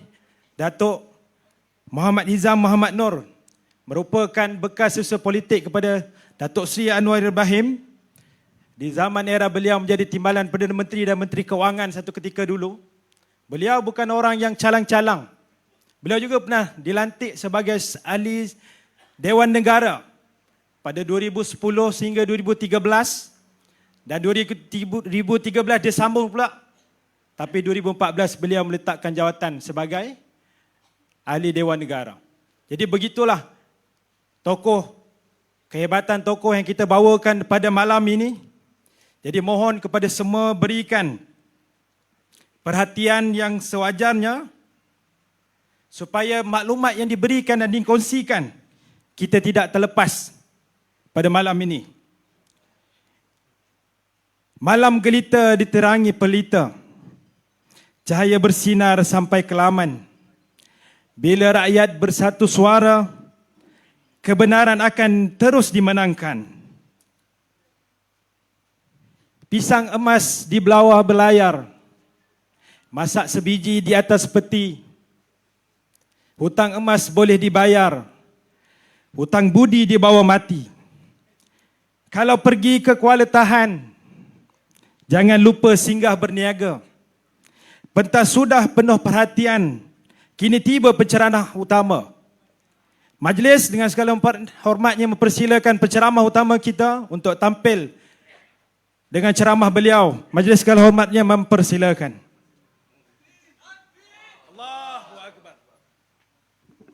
Bismillahirrahmanirrahim. Alhamdulillah nahmaduhu wa nusalli ala rasulihil karim wa ala alihi wa sahbihi ajma'in wa man tabi'ahum bi ihsanin ila yaumiddin. Assalamualaikum warahmatullahi wabarakatuh. Saudara pengurusi majlis, rakan-rakan dari yang berhormat YB Yohanis yang Ketua PAS kawasan Jerantut, yang adinda yang berhormat Insinyur TS Khairil Nizam, Ahli Parlimen Jerantut, Ustaz Zakwan, rakan-rakan pimpinan PAS kawasan, Saudara Mat Saad, NGO Mat Said, NGO Perantau, rakan-rakan hadirin hadirat yang saya muliakan. Kita panjatkan rasa syukur kehadrat Allah SWT kerana pada malam ini dapat berjumpa. Saya lama dah tak sampai Jerantut. Sampai-sampai dapat makan patin buah, alhamdulillah. Bukan senang dapat ni. Ya. Jerantut memang, ya, saya rasa syukur, alhamdulillah dapat bersama-sama sepentas. Ya, rakan-rakan pimpinan, orang hebat, YB Yohanis rupanya yang di-Ketua PAS kawasan yang termuda. Insinyur Tan Sri Khairil Nizam ni sama mantan ketua muda. Saya pun mantan ketua muda, dia mantan ketua muda. Cuma dia mantan muda yang muda, saya tua sikit lah. Ya, tokoh teknokrat, saya memang kagum dengan beliau dan bangga. Memang kenal dulu masa dia muda lagi lah. Sama dengan Nurul Izzah belajar Universiti Teknologi Petronas. Tapi baru ni bila kes meletup di Subang Jaya, ya, dia tampil dengan penerangan yang cukup memukau. Ya, ini antara kehebatan tokoh-tokoh muda daripada PAS, dan alhamdulillah saya dapat bersama-sama. Beliau lulusan UTP, ya, Universiti Teknologi Petronas, antara universiti yang terkemuka. Sebut UTP ni saya teringatlah cerita dulu. Dia pun sebut dah tadi ni. Jasa sikit, jasa dulu. Orang tak ingat jasa kita tak apalah, kita cerita juga. Ya. Masa di UTP saya tak pernah masuk, saya sekali masuk. Sekali masuk bukan masuk belajar, masuk nak selamatkan orang ni. Masuk, lepas tu tak masuk lagi lah sampai sekarang. Masa tu UTP baru tubuh, anak bos saya masuk UTP. Bos saya dulu lah. Yang saudara tu sekarang ni, Perdana Menteri sekarang ni, anak dia dulu masuk UTP. Dia masa tu dalam jail. Dia bila dalam jail, tinggal mak dia dengan anak dia ni. Sama berdua je, ya, mana pergi pun berdua. Ya, memang masa tu memang mereka terpukul. Ya, memang sebab tu yang YB Khairil sebut tadi, kan, kita anggap mereka dizalimi dan kita bantu dan perjuangkan. Jadi masuk UTP, dia terpisahlah anak dengan mak ni. Jadi tiap malam yang anak ni call menangis, yang mak ni call menangis. Duduk gindu. Saya pun peninglah kepala saya. Saya masa tu ketua muda. Pemuda nak jaga, anak dia mungkin nak jaga, bini dia mungkin nak jaga. Lama saya bagi tahu kawan saya, jom. Saya tak pergi seorang. Ni jangan fitnah pula, kan. Masa tu dia cik lagi, sekarang puan dah lah, kan. Saya pergi dengan kawan saya, ada arwah dah pun. Saya kata jom kita pergi UTP. Sebelum tu saya telefon dia, saya kata you kemas semua barang. Saya datang, saya ambil, kita tak balik lah. Saya pening, saya kata. Tak selesai masalah. Balik jumpa dengan mak, duduk dengan mama. Jadi saya ambil dia, masuk UTP. UTP tahu lah, kan? YB bukan senang nak masuk. Universiti, dengan ada guard house dia apa, tapi kita pun bismillahirrahmanirrahim. Kan? Yap insing mata kaji. Kan? Kenyit mata, guard bagi lepas masuk. Ambil dia, keluar, suruh dia duduk belakang Pajero. Saya pakai Pajero, duduk belakang Pajero, tunduk. Jangan nampak kena tahan. Tunduk, barang semua masuk. Saya daripada UTP, Teronoh. Daripada Teronoh Perak tu, saya terus bawa ke rumah. Tak ada singgah mana-mana, jadi masalah pula. Kan? Terus bawa ke rumah, masa tu bulan puasa, saya masih ingat lagi, Ramadan. Dah sampai rumah dah dekat bulan puasa. Mak dia tak tahu saya nak bawa balik anak ni. Saya buat surprise lah. Surprise Ramadan, dia kata. Ni sekejap lagi sampai, tolong buka gate. Buat apa datang nak buka puasa? Tak, bukan nak buka puasa. Buka puasa, saya boleh buka puasa tempat lain. Ini ada surprise. Surprise buka, tengok anak ni, anak you, ambil lah. Asyik call dua-dua, yang ni menangis, yang tu menangis. Nah, saya bawa, kes seludup lah ni. Seludup keluar anak dia. Macam tu punya jasa ni sebenarnya. Macam tu punya jasa. Wabi Khairil, kan, sebut tadi. Ya. Kawan-kawan dia dalam PAS, arahan PAS. Dia tak ingat jasa saya, lagilah tak ingat. Kan. Dia saya kecil. Jasa PAS. Saya beritahu dah. Kalau tak ada PAS ni, mati dah dia ni. Tak ada nyawa dah ni Ibrahim ni. Nyawa politik lah. Bukan nyawa dia, nyawa tu kan. Nyawa politik tak ada dah. Kena pecat 2 September, pucat lesi dah. Nak pergi sembahyang Jumaat pun, rumah dekat dengan masjid tu. Rumah dia Damansara. Nak pergi sembahyang Jumaat, dia kata ni okey kan. Nak pergi Jumaat ni macam mana? Sebab 2-3 hari tu muka depan utusan Malaysia macam-macam cerita lah kan. Keluar dah semua ni. Jadi saya kata, you kalau tak takut, tak buat, you takut apa? Masa tu saya ingat dia tak buat lah kan. Rupanya dia buat. Patut dia takut kan. Ya, pucat lesi. Dia mula darah sikit muka ni bila Presiden PAS almarhum Ustaz Valentino main rumah. Masa tu baru nampak dia semangat sikit. Belum cukup lagi semangat. Bila round, masuklah di Pahang sampai ramai. Tapi yang paling ramai masa di Stadium Sultan Muhammad Keempat, Kota Baru, Kelantan. 10,000 tunggu dia. Itu kerajaan PAS. Tok Guru Ni Aziz almarhum juga tunggu dia. Beri sokongan kepada dia. Masa tu baru saya nampak semangat dia datang balik. Tidak hilang semangat lah. Itu jasa PAS. Ada ingat? Ada ingat lah? Mana dia ingat? Ketimbang temberang macam tu lah. Lanyak lagi, kuat lagi. Menghina, Tuan Guru hina.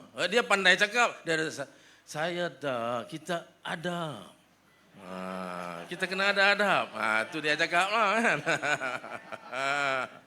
Dekat belakang semua ni dia sangat belasah cukup. Saya bukan tak tahu. Itu cara dia. Depan dia baik, belakang semua dia belasah. Zap.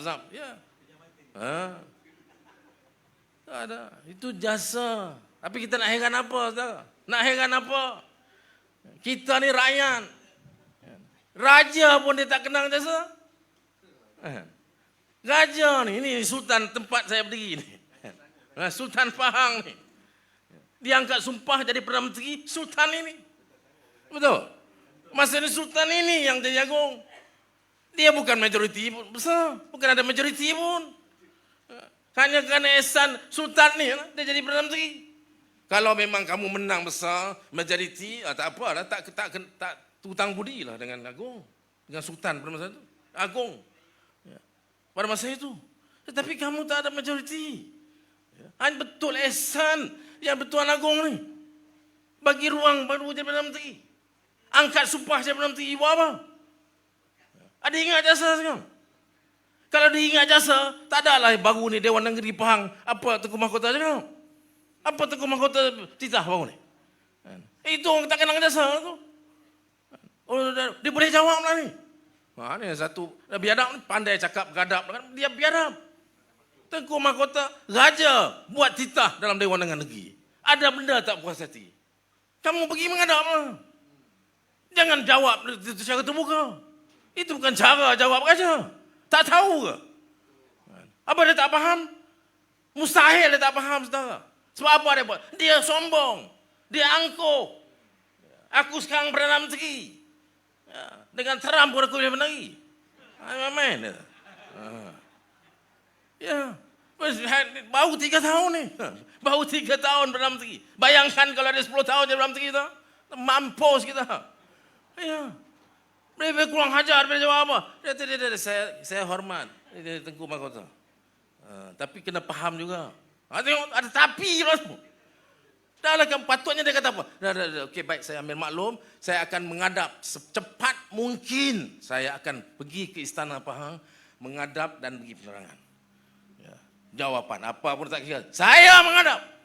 Ini dia tak cakap, dia menghadap. Apa pasal? Dia kata apa?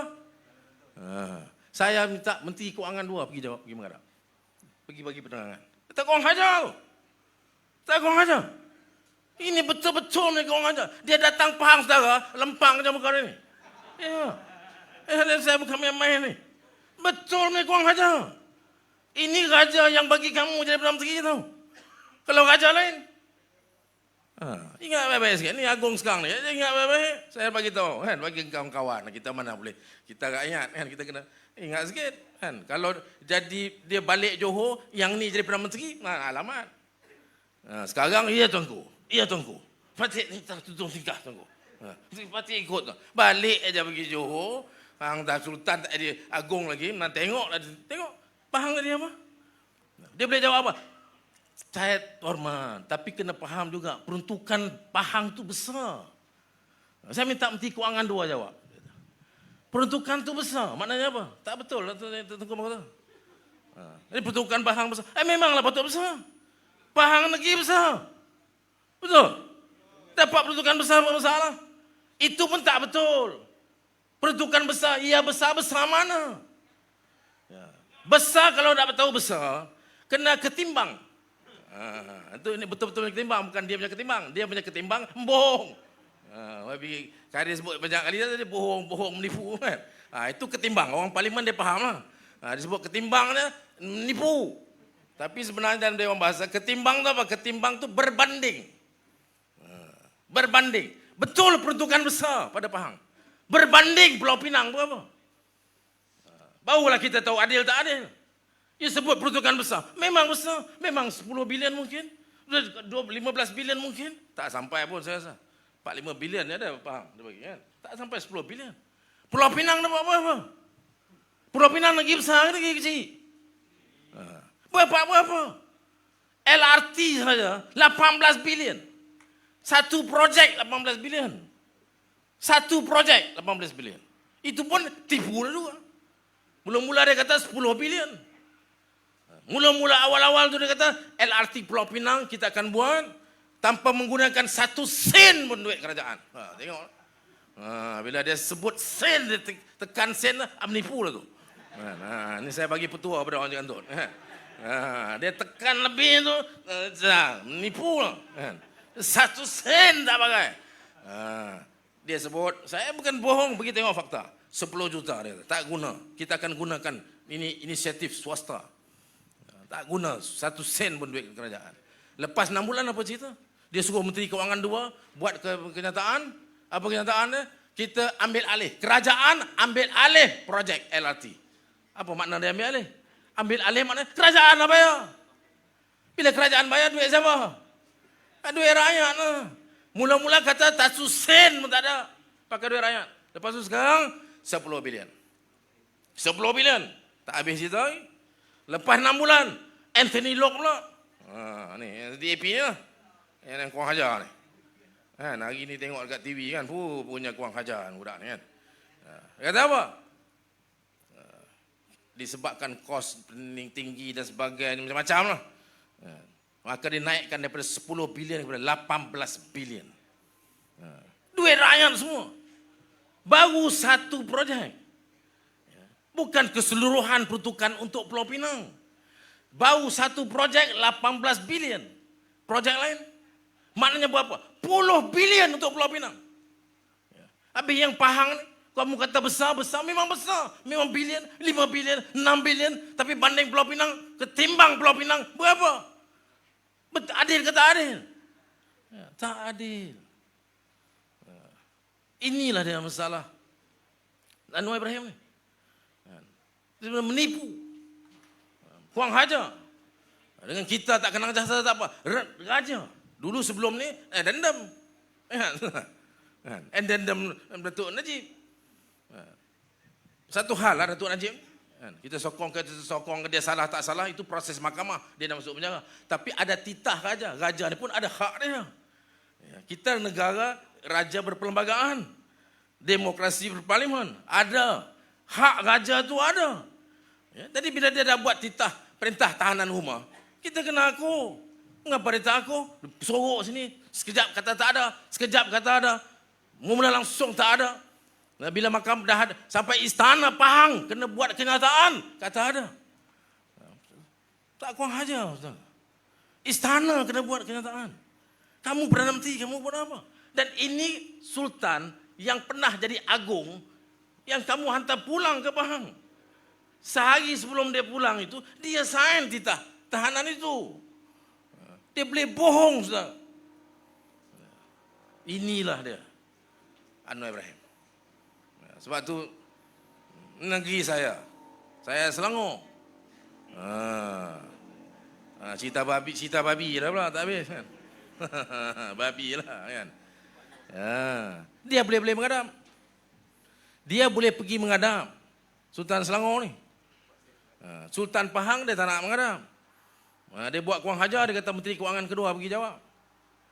Selangor dia pergi mengadap. Apakah kerana dia hormat lebih Sultan Selangor daripada Sultan Pahang? Tak. Bukan kerana dia hormat lebih Sultan Selangor daripada Sultan Pahang. Dia hormat lebih DAP daripada Sultan. Nah itu sebenarnya. Sebab apa yang dia kena pergi menghadap Sultan Selangor? Sebab apa? Sebab DAP yang nak babi. Nak babi fresh, import tak mau.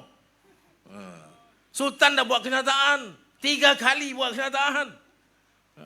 3 kali. Saya kesian betul Sultan saya ni. Ada menteri besar, dah bengong macam menteri besar. Dulu sampah. 3 kali buat cerita. Langsung macam tu je lah. Hari keputeraan dia, saya masih ingat. Saya orang Selangor, lahir Kelang, Bandar Diraja Kelang. Mak bapak saya pun lahir Bandar Diraja Kelang. Jadi kita memang orang Kelang betul, orang Bandar Diraja. Kita tahu betul lah. Bila Sultan sebut dalam hari keputeraan dia, hari keputeraan baginda di Kelang, dia sebut masalah ni, masalah sampah ni. Tak buat juga. Ini menteri besar sampah ni. Saudara, saya tak heran. Saudara kata saya kasar dengan menteri besar. Saya tak heran ini. Sebab apa? Dia macam Nur Izzah. Dulu masa saya ketua muda, ini budak-budak ini. Saya bagi dia kerja. Dia keluar daripada Universiti Pertanian, tak ada kerja. Saya bagi dia kerja dulu. Menteri besar Selangor sekarang ni. Sebab tu saya boleh panggil dia menteri besar sampah. Langsung tak berguna. Banjir, langsung macam tu juga. Tak ada apa. Babi, melagi, hancur. Suruh pula Perdana Menteri pula pergi mengadap. Yang Perdana Menteri ni pula pergi mengadap. Yang ke Pahang dia tak nak mengadap. Selangor dia pergi mengadap. Bukan kerana Sultan Selangor dia hormat. Kerana dia hormat DAP. Kerana DAP yang minta. DAP minta dalam Dewan Undangan Negeri dia minta. Adun dia minta. Padahal baru lepas saja tu titah Sultan. Sultan buka Dewan, Sultan sebut. Cukup, tak mau bincang dah. Tak payah bincang. Better dah buat keputusan muktamad. Tak boleh ada kandang dan ternak babi. Macam mana nak selesai, kerajaan negeri selesai. Ya? Macam mana nak selesai dengan peternak sekarang, kerajaan negeri selesai. Tapi better tak mau, negeri better tercemar. Dia bagi alasan, dia bukan tak bagi alasan. Alasan tu alasan masuk akal. Ia tentang masalah kesihatan, masalah najis, masalah environment. Semuanya dia bagi tahu. Full stop, tak boleh. Bangun adun Seri Kembangan. Perempuan DAP Cina ni. Bangkit balik. Anthony Locke selepas itu. Dalam program DAP selepas itu. Beri dukungan penuh kepada adun Seri Kembangan. Ucapan ni dalam bahasa Cina. Dia pandai. Bab ni dia tak cakap bahasa Melayu. Dia cakap bahasa Cina. Dia ingat semua Cina sokong dia. Sekarang Cina banyak sokong kita juga. Yang tiap-tiap hari melalak sebenarnya Albert T. Cina tu. Dia duduk pakai baju lokap sebenarnya. Duduk belasah sebenarnya. Pasal dia kenal. Dia orang ni yang bagi tahu kita, you tahu Intan Elok cakap apa? Dia cakap bahasa Cina. Apa makna dia? Makna dia apa? Kita pertahankan DAP daripada yang paling tinggi sampai yang paling bawah, daripada ahli biasa sampai kepada saya yang paling tinggi dalam DAP, kita akan pertahankan setiap patah perkataan Adron Sri Kembangan ini. Yang kurang hajar, yang biadab pada Sultan. Dia boleh pertahankan. Tengok. Lepas tu, hantar Perdana Menteri. Perdana Menteri bengong ni. Pergi. Mengajak Sultan. Sultan jawab balik. Hari ini dia masuk, besok Sultan buat kenyataan. Tak cukup 24 jam. Ya. Sultan buat kenyataan apa? Full stop. Ya. Tak better terima pandangan, tetapi better masih tetap pertahankan. Kenyataan better, keputusan better. Tak boleh ada ternakan babi. Dia pergi Filipina, Anwar Ibrahim. Dia boleh jawab lagi. Dia boleh jawab lagi. Dia kata ini ya Sultan jawab sikit cakap tu yang keterlanjuran dulu. Saya akan menghadap lagi. Menghadap lagi. Sampai sekarang tak menghadap ni. Memang Sultan tak nak menghadap lah. Jadi tak faham bahasa. Dia bukan bersultan kepada raja. Dia bersultan kepada DAB. Ini Anwar Ibrahim. Tak gila Ustaz. Tak gila lah. Ni baru ni Bukit Bintang. Itu gila. Madi Basah. Itu gila babi. Dia babi Selangor cerita babi. Ini wilayah Kuala Lumpur nak gila babi. Tak gila. Ya. Buat kerja ya, saja cabar kita. Ya. Ada menteri jawab macam orang gila. Ya. Dia kata kita tonggang agama, dia tonggang langgang. Lagi teruk. Rosak. Satu, buat langsung tak fikir kita. Kedua, dia boleh jawab cara menteri jawab. You tak suka, you jangan main. Jangan datang. Itu cara menteri jawab. Tak gila Ustaz. Yang lebih gila, lepas minggu, selawat pula. Bukit Bintang. Ini gila. Saya dah berawal dulu, saya mula-mula lagi saya dah round ni, saya dah cakap. Anwar ni, masalah dia, orang amar ma'ruf nahi mungkar. Dia amar ma'ruf, amar mungkar. Saya cakap awal dah. Sebab tu saya kata jaga-jaga. Dia bahaya dia ni. Dia susah. Kita nak lawan dia. Sebab apa? Sebab dia pandai. Dia paling baik dengan Zionis. Paling baik dengan Zionis, saudara. Saya hidup lagi, saya tengok dia berpeluk dengan Wolfowitz. Kepala Zionis di Munich, Jerman. Dia sakit, ini kepala Zionis datang ziarah dia. Wolfowitz ni siapa? Arkitek perang Iraq. Yang serang Iraq kerana nak pertahankan Israel. Ini nombor 1 Zionis. Kawan Anwar. Anwar boleh kawan dengan orang nombor 1 Zionis. Yang dah hancurkan Iraq. Buat misi hancur, ganapkan Iraq. Kerana apa? Kerana Iraq pada masa itu adalah ancaman kepada Israel. Itu saja misi dia. Siapa laksanakan? Wolfowitz. Dia boleh datang Munich, jumpa Anwar, peluk Anwar di Munich. Dalam masa yang sama, Anwar juga paling rapat dengan ulama besar di dunia. Yusuf Qaradawi almarhum dan ramai lagi Tonji Syam Talib, Taha Jabir Al-Wani. Ramai lagi tokoh-tokoh Islam. Dia baik juga. Ada saudara jumpa saudara.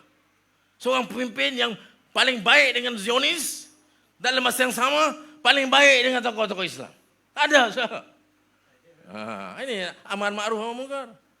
Yang ma'ruf pun dibuat, yang mungkar pun dibuat. Sekali jalan. Ya. Kes dia dulu, kes liwat yang pertama. Saya tak nak cerita bab liwat ni lah. Itu dah cerita selesai habis. Tapi ada dalam tu fakta-fakta dalam mahkamah. Orang banyak tak perasan. Apa faktanya? Faktanya dia ni rapat dengan seorang tokoh judi. Seorang tokoh judi. Dalam fakta mahkamah, tiap hari pergi main tenis bersama. Kita jadi masa itu Timbalan Perdana Menteri. Kita Timbalan Perdana Menteri, kita baik dengan tokoh judi. Kita kenal, okey, kita faham.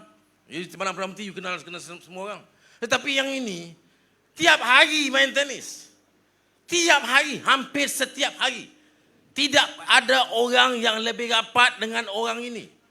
Orang lain nak jumpa Timbalan Perdana Menteri ini, saya sendiri pun secara politik, saya tak boleh jumpa dia tiap hari. Ya. Dia mesti malam nanti. Sibuk. Tetapi orang ini, tokoh judi ini, ya, Datuk Nala Karupan ini, ya, saya kenal juga dia baik lah. Kan? Dia hal dia lah. Dia bukan orang Islam. Kan? Tetapi persoalan yang saya nak soal, macam mana Anwar Ibrahim, tokoh gerakan Islam, pernah memimpin ABIM, yang hebat Islamnya ni, gerakan Islamnya ni, boleh setiap hari bermain tenis dengan tokoh judi. Macam mana saudara? Adakah saudara boleh cari sebelah saya seorang yang macam ni? Adakah dalam dunia ni? Dia paling hebat gerakan Islamnya, aktivitinya, tapi dalam masa yang sama dia bersama dengan seorang yang buat aktiviti judi ni. Setiap hari. Dalam rekod mahkamah tu hampir setiap hari. Pada tahun-tahun yang tertentu. Itu bukti kedua.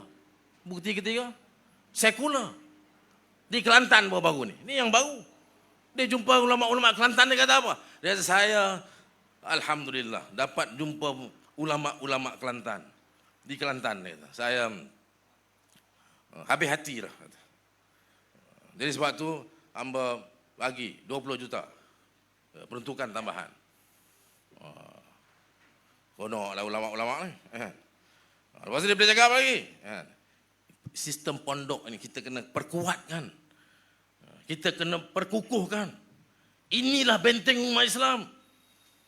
Semasa kita disegang oleh penjajah, kita disegang dengan pemikiran kita, penjajahan dan sebagainya, yang mempertahankannya itu ialah pondok. Sekular dia kata. Serangan sekular terhadap umat Islam. Yang mempertahankannya itu pondok dia kata. Dia sebut tu. Serangan sekular terhadap umat Islam itu dipertahankan oleh pondok. Di Kelantan, bukan 10 tahun, bukan 20 tahun, setahun yang lalu di Kelantan. Saya masih simpan teks itu. Kelantan dia sebut itu. Balik Kuala Lumpur, apa dia buat? Dia berkawan dengan orang, dengan parti yang paling sekular yang ada di Malaysia. DAP itu parti sekular. Parti yang matlamat perlembagaannya itu mengangkat Malaysia menjadi negara sekular. Dalam perlembagaan. Tahun 65 ditubuhkan. 66, 67 deklarasi setapak. Dia sebut secara jelas. Matlamat DAP ialah untuk memastikan perlembagaan Malaysia itu dalam kerangka sekular. Ini perjuangan kita. Siapa orang baik paling baik Anwar? Sekarang? Tak ada DAP. Dia pergi menghadap Sultan Selangor. Babi punya hal. DAP punya hal lah. Tapi di Kelantan, dia kata apa? Kita lawan sekular. Pondok lawan sekular. Saya bagi peruntukan 20 juta. Lawan sekular. Balik Kuala Lumpur, peluk sekular. Wa ya'muruna bil ma'ruf kan, wa yanhauna 'anil munkar. Wa ulaika humul muflihun. Ayat Ali Imran 104. Ayat Al-Quran. Kan, patut kamu menyeru kepada kebaikan dan lawan kejahatan, kemungkaran. Sesungguhnya kamu adalah orang-orang yang berjaya. Sekarang apa yang dibuat? Baik, yang makruf dia baik, yang mungkar pun dia baik. Mau Bukit Bintang, you mau bertanda, you mau bersiram, you mau mandi, you mau buat apa pun, buat. Jangan tanya saya, buat. Sekejap menteri ni tak berani ke? Kalau Perdana Menteri tak bagi lesen, dia berani ke buat ni? Dia siapa? Dia mesti dapat lesen daripada Perdana Menteri. Dia boleh berani buat, boleh jawab kita pula tu. Boleh pergi pula ke depan tu pula. Pancut air pula dia pula tukang pancut. Ya. Lesen besar. Sebab apa? Anwar kata, buat. Besok kita buat selawat pula. Ini bahaya, saudara. Ini bahaya. Kita tak boleh benarkan ada pemimpin kita yang punya faham macam ni. Ini bibit-bibit pluralisme.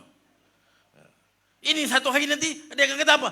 Sama. Bukan kata satu hari nanti. Dia dah cakap dah. Dekat Malaysia dia tak cakap. Di London, di Universiti London. Sebelum dia jadi Perdana Menteri, dia dah sebut dah ni. Pluralism. Sama. Agama semua sama. Dia sebut. Anwar Ibrahim sebut. Sebab itu ramai kawan-kawan ABIM yang asal bersama beliau. Tinggalkan beliau kerana itu. Dia orang ulama ni, sebab liwat ni dia tak nak dengar sangat lah. Dia tak nak bincang sangat. Kan? Susah sikit. Kan? Masuk kazaf dan sebagainya. Tapi buat pluralisme ini, jelas. Habis. Tapi Anwar pandai. Dia cakap dia London. Mana kita nak tahu? Yang baca, yang tengok, yang ikut artikel di London tu tahu. Sekarang jadi Perdana Menteri, dia mulakan. Sikit-sikit. Baru ni jumpa mahasiswa. Apa dia cakap? Bangkit mahasiswa. Jangan sebut tentang perkauman. Lawan semua isu perkauman. Jangan sebut bab kaum. Apa maknanya? Apa maknanya ni? Oh, kalau tak ada langsung cerita perkauman, maknanya semua sama. Mana boleh semua sama? Mana boleh semua sama? Dalam Perlembagaan Malaysia pun dah tulis, ada Melayu, ada bukan Melayu. Ada pertukan untuk Islam, ada pertukan untuk bukan Islam. Agama Islam tu beza dengan agama lain. Agama Islam tu agama persekutuan. Agama lain tu boleh, sekadar boleh diamalkan. Beza tu. Ada bezanya agama Islam dengan bukan Islam. Ada bezanya orang Melayu dengan bukan Melayu. Ada bezanya. Tapi baru ni dia jumpa pelajar, dia kata apa? Jangan sebut tentang perkauman. Kamu kena bangkit anak-anak muda. Jadi obor-obor perjuangan yang baru. Lawan segala bentuk perkauman. Apa maknanya? Maknanya sama rata. Tak ada beza hak Melayu, hak Cina, India. Tak ada beza. Sama rata. Siapa yang perjuangan sama rata ni? Siapa yang perjuangan sama rata ni? DAP lah perjuangan sama rata. Sekarang Anwar perjuangkan, tapi dalam keadaan yang cukup halus, cukup tersirat. Ini kita kena faham, saudara. Sebab tu kita tak boleh dah. Tak boleh. Saya dudungun hari tu, saya kata Anwar ini gila. Orang gelak saya, you gurau. Saya tak bergurau. Saya kata saya tak bergurau. Dia memang gila. Saya kata berdasarkan fakta. Saya bukan kerana emosi ke, saya marah dengan dia. Memang saya marah. Mana saya tak marah? Apa saya tak buat tu dia ni? 2 jail saya masuk. Lock up, berbelas lah, jangan cerita lah. Kan? Tiba-tiba buat kerja macam ni. Memang saya marah. Tapi tak apa, itu persoalan lain. Faktanya, orang macam dia ini gila. Disequilibrium. Dalam fakta sains. Saya sebelum tinggalkan ini, saya banyaklah saya kaji. Sebab bukan senang saya nak tinggalkan dia. Saya lama dengan dia. Orang pun kadang-kadang pelik. Orang jumpa saya, pakcik saya ke saudara. Dia kata, saya pelik lah kamu ni. Anwar dalam jail, kamu berlawan habis-habisan. Dia keluar jail, kamu pergi lawan dia. Orang lain, dia dalam jail, boleh hilang. Dia keluar jail, dia peluk cium. Itu yang dapat jadi menteri, jadi apa ni. Kamu jadi apa, saya tak apa. Kan? Pasal ni orang gila. Sebab saya belajar. Sebab saya kaji. Tokoh-tokoh psikologis, psikiatris. Dunia. Bab agama tak payah sebut lah. Bab hubungan sejenis dan sebagainya dalam agama itu dilaknat. Rasulullah SAW hadis 3 kali laknat. Tak payah kita bincang lagi bab tu. Ustaz-ustaz banyak pegang ni. Tetapi dari segi sains. Sigmund Freud dan banyak lagi tokoh-tokoh psikiatris. Kata apa? Orang yang ada masalah ini, dia tidak boleh jadi leader. Kerana apa? Kerana ini an act of disequilibrium. Tidak seimbang. Bukan ketimbang. Ketimbang pun satu hal lah. Menipu ni satu hal. Tapi ini lagi berat daripada ketimbang. Lagi berat daripada menipu. Ini tidak seimbang. Maknanya tak boleh jadi leader. Itu fakta. Sebab tu saya sebut baru-baru ni di Dungun, lepas tu dalam podcast baru saya sebut. Bahaya. Kita tak boleh ketepikan. Kita tak boleh ketepi. Ada orang kata kazaf. Apa kazaf? Saya peduli apa? Dia orang pernah apa buat laporan kazaf kepada saya, Jawi apa tak, saya tak heran. Sebab apa? Sebab ada keputusan mahkamah. Bukan satu mahkamah, 2 mahkamah. 2 mahkamah tu bukan satu hakim. Bukan 2 hakim. Bukan 3 hakim. Berbelas hakim. 2 ketua hakim. Seorang meninggal lah pun. Ada seorang lagi masih ada. Dan 2 ni yang antara yang paling warak dalam kalangan hakim. Yang dikenali. Apa mereka takut masuk neraka? Anwar, kalau ikut Anwar, dia je lah yang baik. Yang lain tak betul je, lah jahat. Malam ni Rafizi dah jahat. Sebab dah keluar parti. Sebelum ni saya lah pengkhianat jahat. Siapa lawan itu? Ini jahat. Ini konspirasi. Ini penipu. Ini semua makan duit. Ini kaki sakau. Ini semua lah.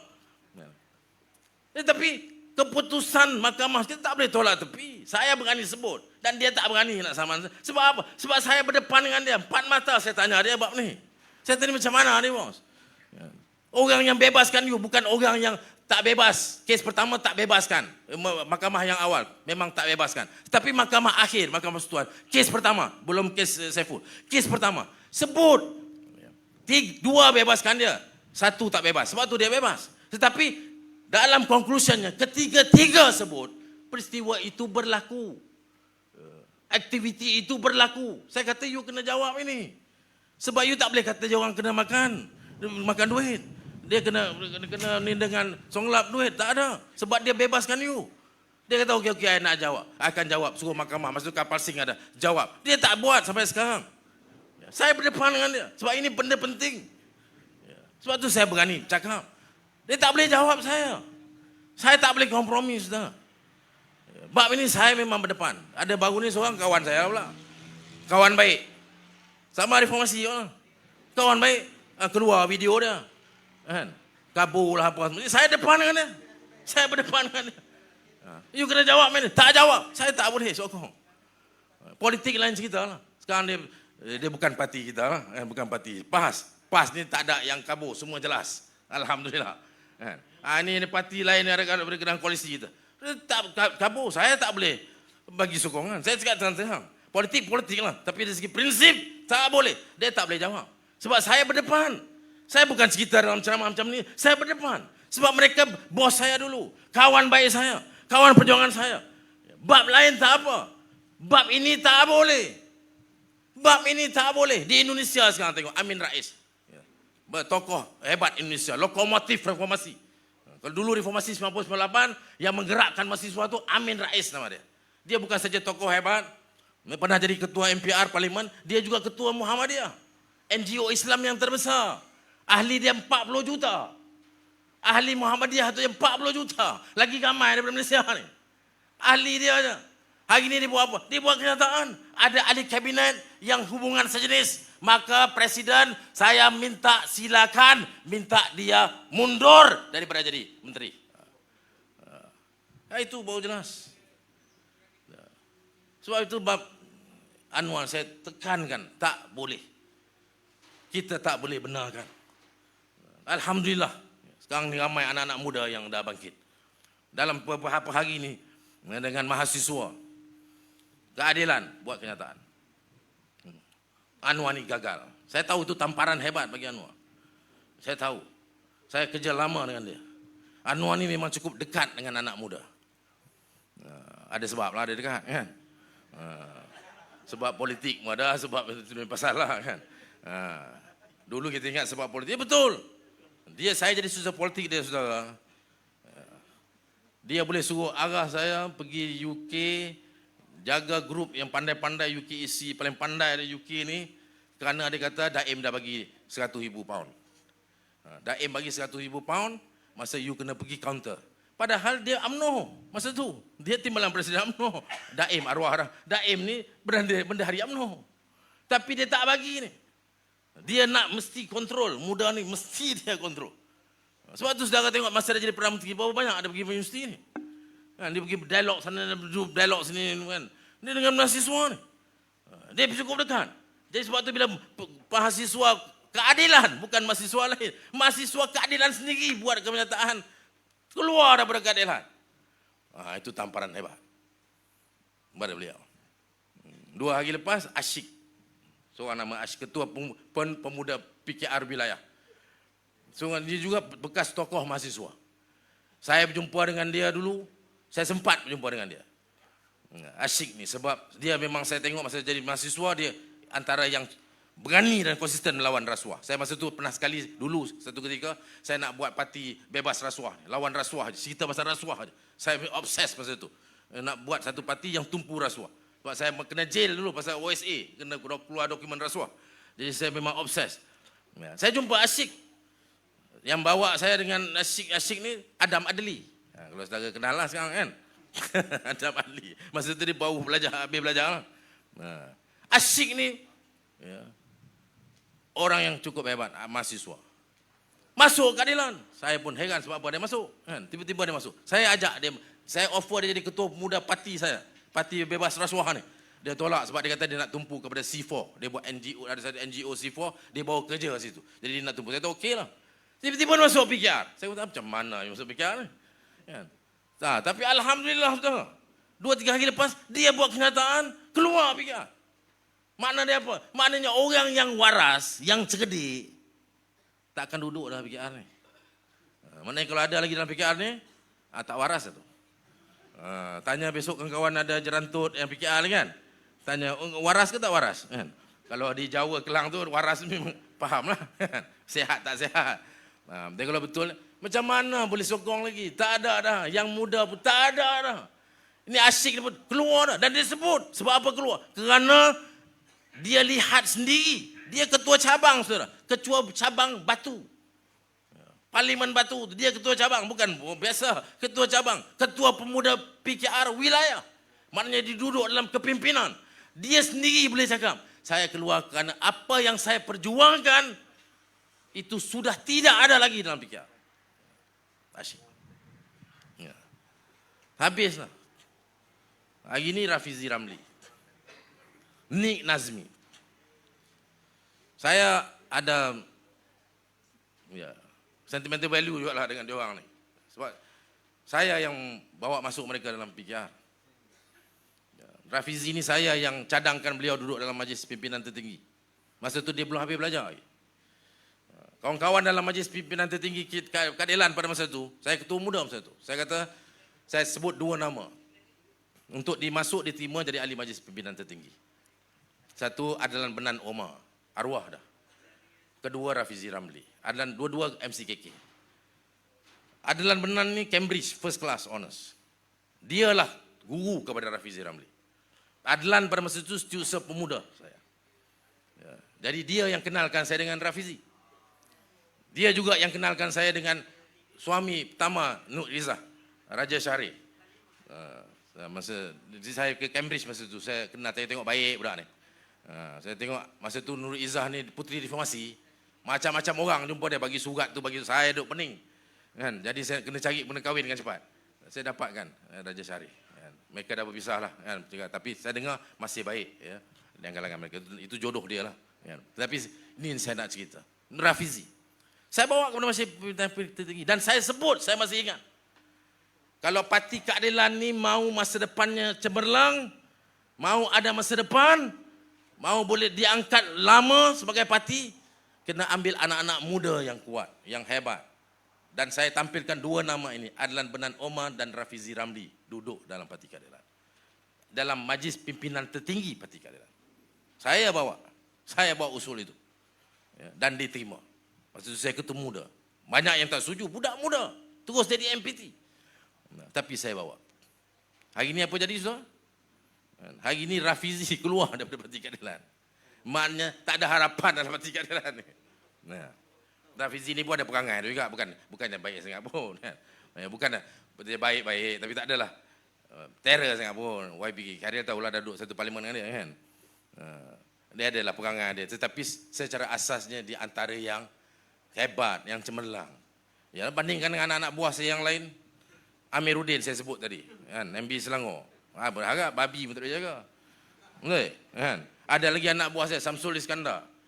Itu anak buah saya semua tu. Saya yang bawa, dia timbalan, saya jadi mengganti saya tu muda. Saya bawa nama dia, Anwar tak suka.